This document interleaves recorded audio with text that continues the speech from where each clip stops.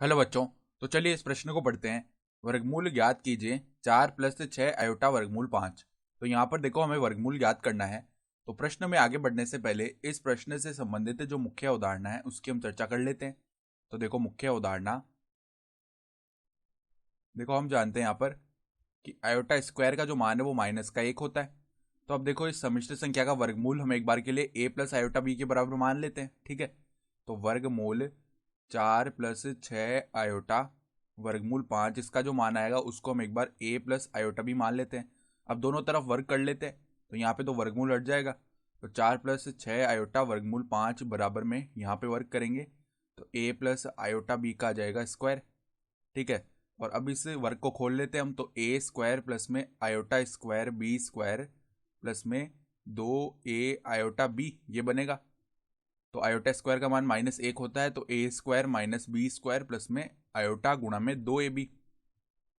ठीक है, अब दोनों तरफ वास्तविक भागों और काल्पनिक भागों की तुलना कर लेते हैं। तो यहाँ से a स्क्वायर -b स्क्वायर का जो मान है वो 4 आ जाएगा। ठीक है, साथ ही साथ जो 2ab का मान है वो किसके बराबर आ जाएगा, 6 वर्गमूल 5 के बराबर। तो यहाँ से 2 जो है 6 को विभाजित कर देगा 3 बार।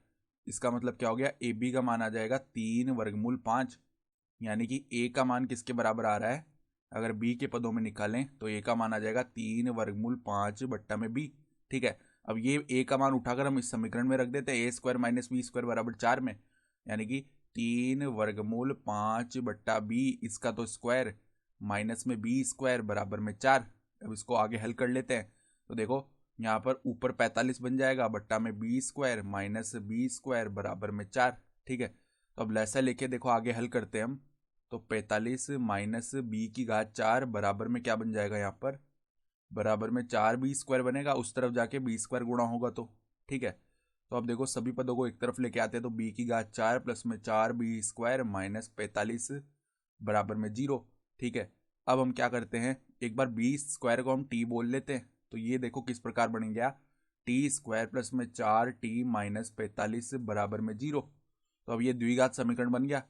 तो देखो टी स्क्वायर प्लस में, अब इसको हम कैसे तोड़ सकते हैं, 9t माइनस 5t माइनस 45 बराबर में 0। ठीक है, यहाँ से देखो t अगर उबेनिश लिया तो t प्लस में 9 बच जाएगा, यहाँ से -5 अगर उबेनिश लिया तो t प्लस में 9 ये बच जाएगा।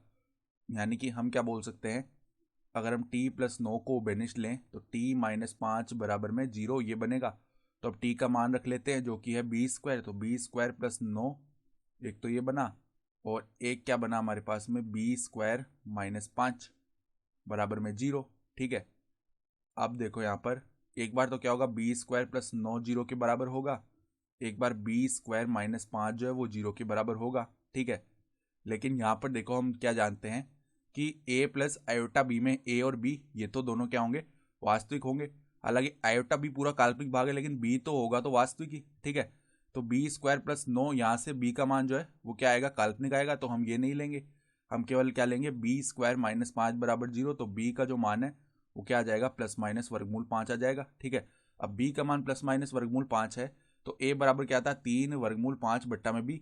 तो a बराबर में देखो 3 वर्गमूल 5 बट्टा b। अब एक बार तो हम क्या करते हैं, +5 प्लस वर्गमूल 5 रखते हैं, तो a का मान क्या बन गया, 3 वर्गमूल 5 बट्टा में वर्गमूल 5।